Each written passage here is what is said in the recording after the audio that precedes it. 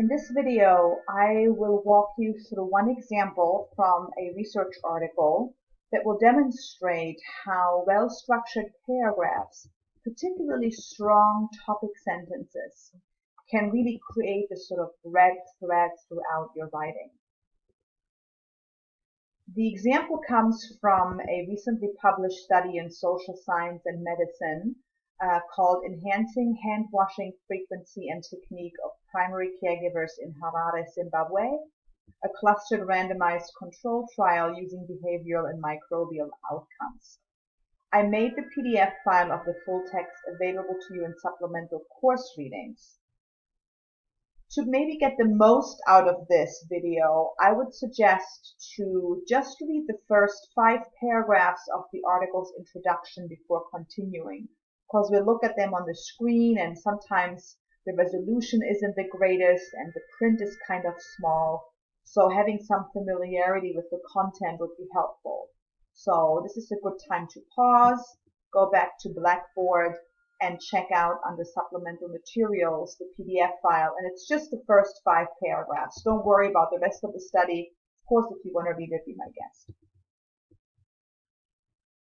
Okay, so some of you hopefully have read or at least glanced and skimmed over the first 5 paragraphs. So what I've done here is I've actually taken the first 1 or 2 sentences from each paragraph. It might have been more than 5 or 6, I believe. Some sentences to kind of show you the red thread before we go into the text itself. So we're going to look at each paragraph in just a moment.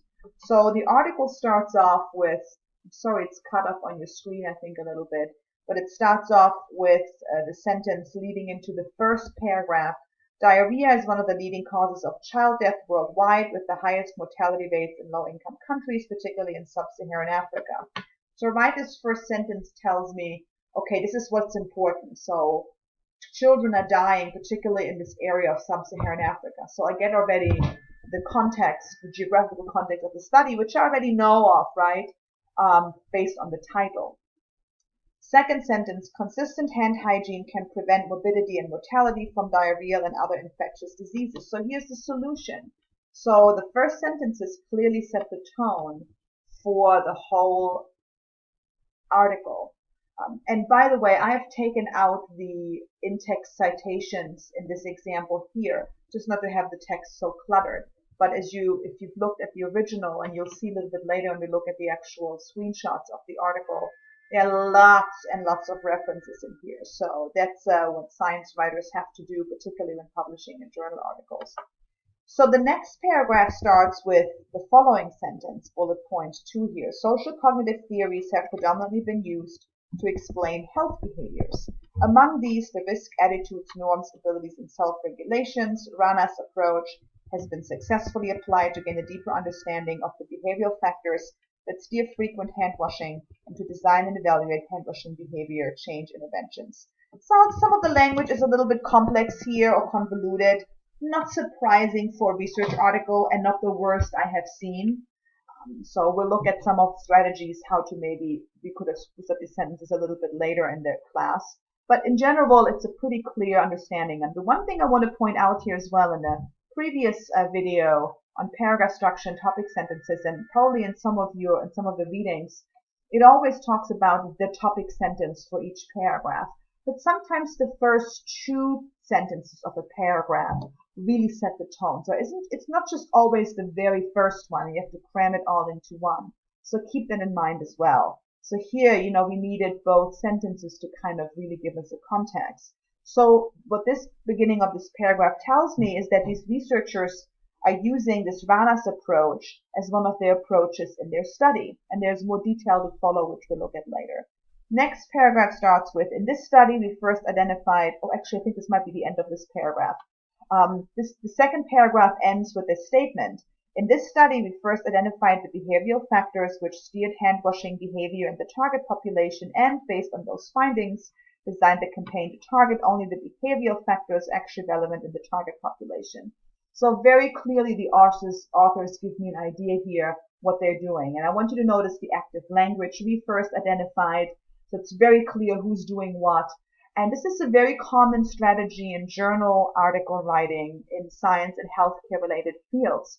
To early on in the first couple of paragraphs, give your reader an idea of what the authors are trying to accomplish, almost kind of like a thesis statement. If you remember back from English 101 in your undergraduate years, I remember those days very vividly, to come up with a thesis statement, an argumentative statement. That's what the authors are doing here. And again, it's to help the reader hold on to that red thread. The next paragraph, number 3, starts with bullet point 4 here. With regard to the mode of delivery of interventions, an interesting but seldom used strategy to reach adults is to promote hand washing to children at schools and encourage them in turn to promote hand washing at home. So the rest of the paragraph goes into a few studies on that particular topic. Next paragraph, which is the longest paragraph in the introduction, if you remember when you read the text. Until now, the target behavior and primary outcome measure of most hand-washing campaigns has been the frequency of hand-washing with soap at key, and so on and so on and so on. So there's a few more sentences here to really give us the context, which is maybe not the most successful way to structure a paragraph. And this one is the longest. And if I would have worked with the writers, I probably would have suggested to break this up a little bit. But for the sake of our argument here in terms of the red thread, it still works because it still gives readers a clear idea of what's happening with this paragraph. And no writing is ever perfect, right? You just have to at some point stop and just get it out, publishing it or whatever we do with it. And the last paragraph starts with, and this is very typical for research articles, the aim of the study was to address these knowledge gaps and pilot an innovative approach to designing and evaluating a hand-washing campaign in Harare, Zimbabwe. And there's 3 specific aims that follow. This makes me think that this was maybe a project based on an NIH grant or some sort of grant, because that's a typical structure for grants to have 2 or 3 aims that will also always be reflected in some of the publications. So here clearly we see the red thread. So let's look at the article in context. So here is the introduction, and here I took screenshots from the file on the screen. You'll see the topic sentence: diarrhea is one of the leading causes. Consistent hand hygiene can prevent morbidity. And then again, there's another sentence: despite its life-saving health impact, only a small proportion of people worldwide are estimated to wash their hands with soap after fecal contact, which seems to be the one area that really makes an impact, or does not make an impact when it's not done. So again, some additional information to some really clear setting up for your reader's expectation. The second paragraph, you recognize the first couple of sentences, again as our topic sentences, and then followed up with, let me see, where does it start here? The however. However, an intervention is effective in one context, may fail in another. So what the readers are doing here is provide some more context about this particular approach, Ravana's approach that the authors are introducing, and some more context, some more information about some of the limitations and the things to take into consideration, and of course ending with a sentence, sort of quote a thesis statement, right? Which I'm going to call a thesis statement in quotation marks. In this study, they first identified behavioral factors, and so on and so on. So very clearly, again, the reader knows what he or she or they need to do, or need to pay attention to. Third paragraph, again, this is one of the longer ones. No, it's the second longer one, sorry. With regard to the mode of delivery of interventions, an interesting but seldom used strategy to reach adults, to promote, and so on and so on. This was the other topic sentence, and again, lots of evidence. You'll see some words like 2 studies implemented in the rural India. The more recent resulted in average hand washing frequencies. However, so you see how the writers string together this, vast body of scholarship, using some of these terms to kind of really make sure that the readers can follow their logic. But it starts with setting up the paragraph with a strong topic sentence. This is the longest paragraph in this article, in this introduction. Until now, the target behavior has outcome measure of most hand washing campaigns has been the frequency of hand washing. I think we had this part here highlighted out earlier in our red thread overview, and not surprisingly, you'll see the paragraph continues with however. There's some, some of the limitations and some other findings that might be not necessarily contradicting the major statements, but just for completion's sake, the authors here are showing some of the work that has been done in this area. And so you'll see the number of citations throughout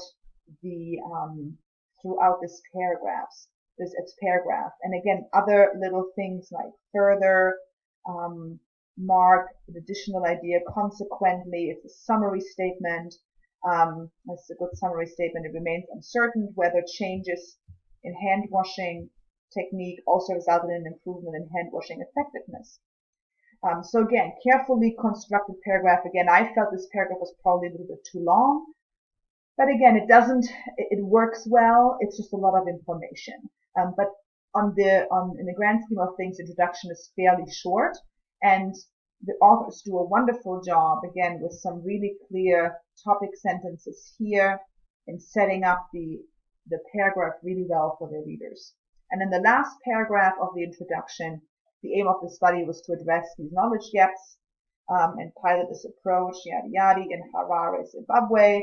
And then you see our first goal, our second goal, our third goal. Now, would this article win a competition for the most stylistic and innovative writing ever done in science and healthcare writing? Probably not, but it doesn't have to. The point here is not to create this, really amazing, prose. Sometimes the examples in Helen Sword's book are more like that. Those are really unusual articles, again, or chapters from books often from pieces that are written by very seasoned researchers who have a little bit more leeway in their writing. But this kind of structure of this red thread, using topic sentences and clear markers in your paragraphs, structuring your paragraphs well, it is the absolute, key of publishable journal articles, and it's transferable to other genres as well. You might be writing a newsletter or an article for a journal or a blog. Giving your reader indicators where they should go next is really, really helpful. And topic sentences can really guide, not so much where they go next, but topic sentences can guide your reader and remind your reader about what is the topic that you're discussing and how is this all coming together. Again, creating that red thread that really snakes throughout, very complex text, very complex material, but very successfully. So again, this is not the sexiest writing, one could say, but it is effective and it's clear and it communicates very clearly and to the point what the authors have accomplished in their studies and how they position their work in the larger context of the field.